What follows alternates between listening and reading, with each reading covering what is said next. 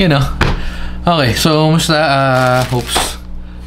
Bago tayo tumuloy, bumili na naman tayo ng... Yes! Saktong-sakto pa talaga. Ay, hindi pala siya masyado kita. Naiyak si Marga. Anong ginawa sa'yo? Marga? Anong ginawa sa'yo? Ba't ka naiyak? Wala namang ginagawa. Di ka naman... Okay, so anyway, going back. Napabili tayo ng another power or another charger. Meron na tayo. Meron na tayong Ugreen, Baseus. Ano pa yung isa? Para dalawang Ugreen yata. Pero kasi Anker to. So Anker. And then bakit natin siya binili? Ang chismis, ang pagkakasabi, hindi siya nagdi-disconnect. Not a big deal. Although yun pag plug-in mo nagcha-charge gumagana, pero kasi nung bibilin ko lang dapat, dumaan sa feed ko, nandun kami sa bowl nito, dumaan sa feed ko. Actually, hindi ko pa siya na-check out nun. Pagdadaan sa feed ko, bibili ko yung kable. Lumabas, parang 50 pesos difference. Lumabas may Anker na kable. Pagka-click ko ng kable,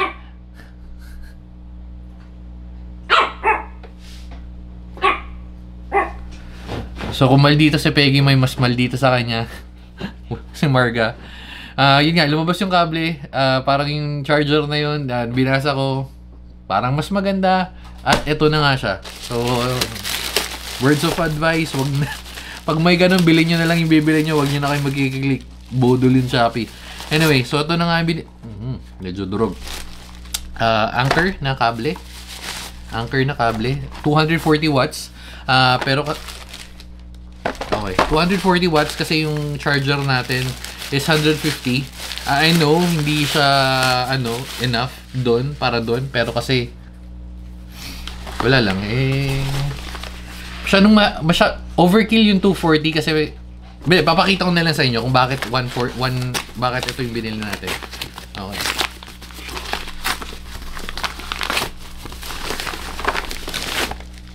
Okay, wala na, yun lang. Wala nang kahit ano yun. Alas 2. Wait lang, sinisipon lang ako. Okay, so going back.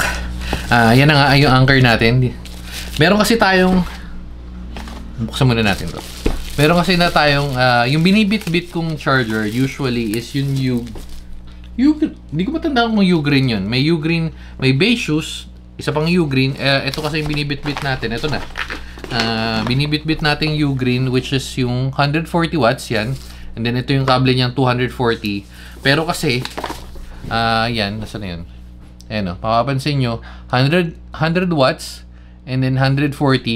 Ito yung sinasabi ko, pagka sinaksak natin, kasi yung madalas, ito yung ginagamit natin sa MacBook. Hindi na tayo nagbibit-bit ng charger. MacBook. So, pag nandito, nagsaksak tayo, alam mo yung parang si-switch or kumakagat siya na dalawa yung devices mo. Kaya nga natin to binili dahil doon sabi wala daw ganun. Feeling ko lang kasi masisira. Although hindi naman. Wala lang, na-OC lang ako. Kaya, ayun, yun yung short story. Tulad nga na sabi ko, hindi naman kailangan pero, testing na natin. Nandito tayo eh. Nandun yung product. Kung magkano to, tama. Good thing at naalala natin. Yung presyo, na to. Medyo matagal na sa atin to dumating eh. Okay. Mahal pala. So, yung ito, 4.2 pero syempre, nakakuha tayo ng discount, mga 800, 900. Nakuha natin 3.384 which is 3.4. And then, yung kable kasi mas nauna, magkaibang ano siya. Saan na yun? Ito. Same shop din naman pala, pero magkaibang shipment siya. Pero ayan, bumili tayo ng dalawa, 435 each. Again, may onting discount, 720. Why not? We'll take it that. Kahit mababa yung discount. Okay, so bio-based, durable. May iba pang klase, pero kinuha ko na yung mas mataas na charger kasi eventually may lalabas na charger na mas mataas yung speed or mas mataas yung power rating, future proofing. Yun lang yun. Okay, Anker. May Anker device na ako, which is yung power bank natin na nasa bag. Hindi ko na masyado ginagamit yun dahil wala lang. Usually, ang dami nating extra extrang mga batteries, pero okay. Anker Gun Prime 747. Original naman to. Feeling ko pwede natin i-validate yun. Pero kasi nag-check na ako ng reviews nung sa shop, which is yung nakita nyo. Mukha naman legit, pero check natin.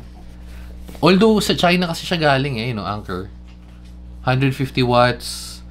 Nagtanong pala ako, kaya ako bumili ng kable. Nagtanong na ako sa seller, hindi sumasagot yung seller. Sabi ko, pag hindi sumagot yung seller at makakalimutan ko na naman siya i-check out. Yes, Marga. Nakakaway siya kasi nandito yung mga butso ko yan. Si Bona, si Puti. Oops. Yes, Marga. Okay. So, yes. Pam.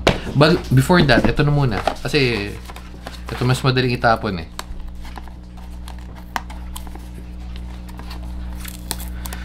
mas mura tong combination na to kaysa dito. Alam ko parang nasa 4,000 rin to. Actually, tama.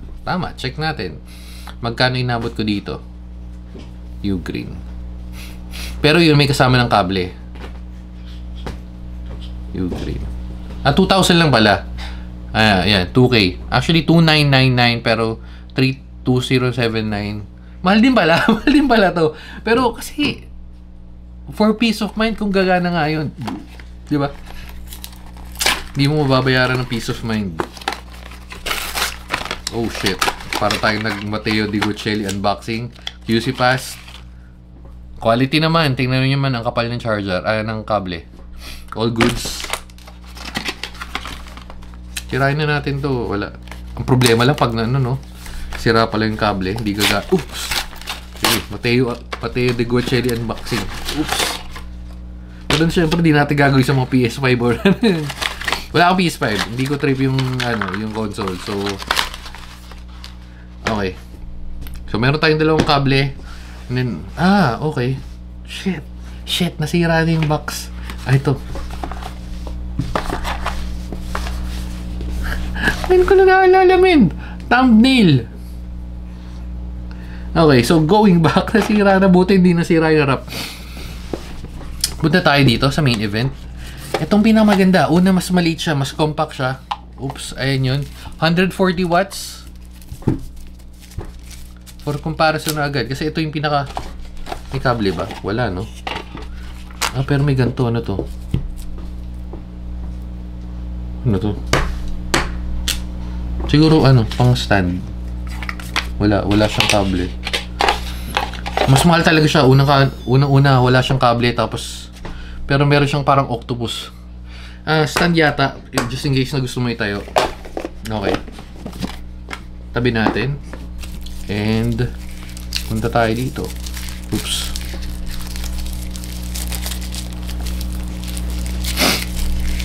Yan. Mas maliit to. Oops. Hindi na magtatabi ng mga ganito. Ang dami na nating kalat. So, bala ko na maglinis-linis. Pero baka matagal na balak yun. Okay. So, ito yung charger ng Anker. Kung mapapansin nyo, mas compact siya. Meron pa pala nito. Oops, ang dami na. Okay. Isa na rin to. Ang pinakamalaking part kasi mas malaki to. Pero, tatlo yung ports niya. Isang USB-C. For some reason, meron kasi ang mga devices pa rin. Hindi naman old device, pero meron talaga gagamit ka pa rin ito, So, good thing pa rin yun. Okay, so papakita ko lang yung sa inyo yung sinasabi ko. Pahiram pala ng kable. Oops, pahiram ng kable.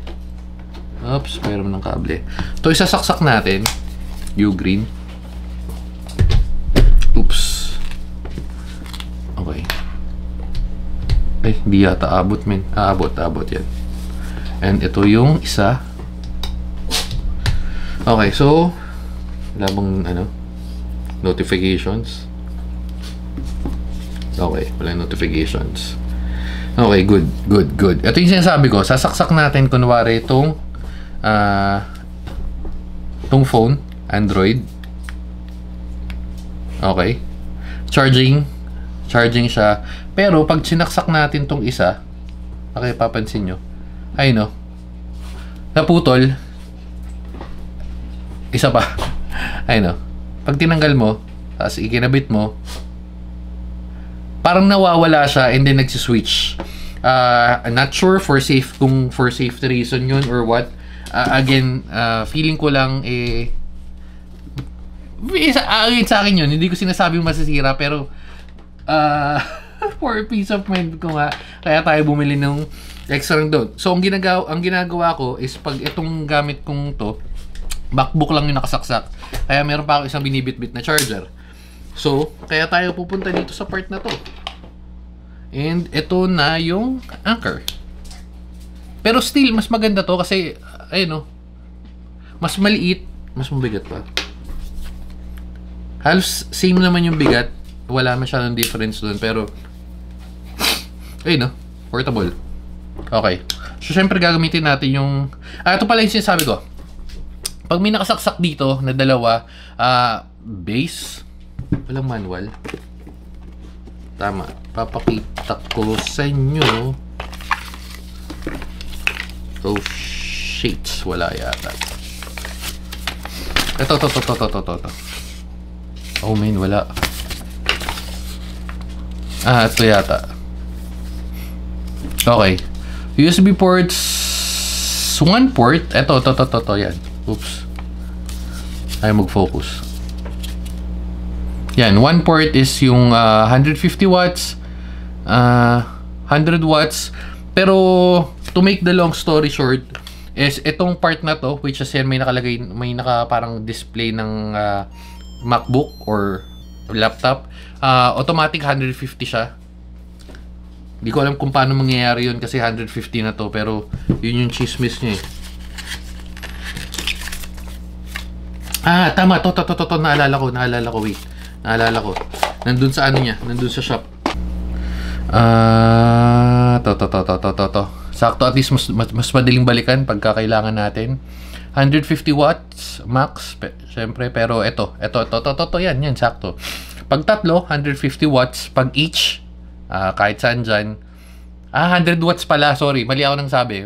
Wrong info. 100 watts and then 2020 or 2424. Pag sa baba lang, 100 watts, 2424. Pag dito, 150 watts, kahit saan dyan. And then dito, 150 watts. Okay. So, yun lang. At least na-clarify. Pero, testing na natin. Ang malaking part dun, oops. Yan.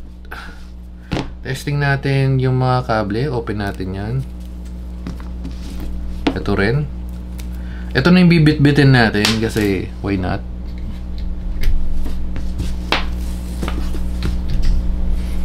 Oops. Okay. Testing.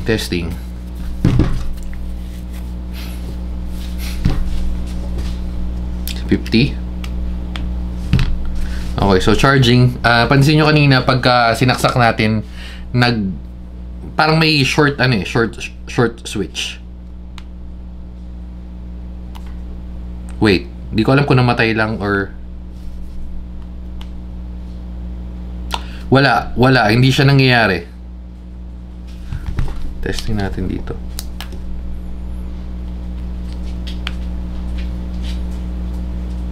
Hindi siya nagsiswitch. Okay, so goods yun. Again, paano ko nasabi? Kasi ang nangyayari, pagka ganun, dapat may lumalabas ulit charging sa phone eh. So, feeling ko okay naman. Medyo napakamahalan tayo, 4,000 plus for ganito. Sulit ba? Depende sa usage. Kung marami kang gadgets at medyo iingat-ingatan mo or na kailangan mo ng extra care, I suggest kung may budget. Again, kung may budget. Kung walang budget, okay naman yun mga... Ito, okay. Actually, okay na to. Ginagamit naman natin to. Meron pa akong isang ginagamit. Yung mas nakasaksa kasi yung mga gamit dun. Yung isang... Ito. Hindi ko lang matatuwa ako sa ginawa ko, pero... gastos ko pala sa charger. Pero nahanap na natin. Ito yun. Yung sinasabi kong isa ko mang ginagamit, which is tong Besus 2.3 100 watts. Magkano na ba siya ngayon? Medyo mas mura na. 1.8 na lang siya ngayon. Pero ito yung ginagamit natin. Ayan. Ang maganda naman kasi dito, may dalawang USB, pero dalawa lang yung dalawa USB A, dalawang USB C. Pero kasi wala naman masyado, yan 100 watts. Switching. Ang nangyayari is, halos lang nang binili natin Beishus, U-Green at saka isa pang U-Green. Dalawa lang Beishus ko. Ayun, makapansin nyo, dami natin pinagbibiling kung ano-anong charger, min. Iba-ibang charger. Iba-ibang charger. Pero yun, so far, ito yung pinaka-okay at pinakamahal at the same time. Pero again, you get what you pay for. Yun lang, dito natin tatapusin. Again, hindi naman kailangan, pero kung gusto mo ng mas, alam mo yun, mas maingat ka ng konti, dito ka na. Sige na, bye-bye na guys. Ay, hindi na pala tayo guys. Bye-bye na mga kasama. Babu.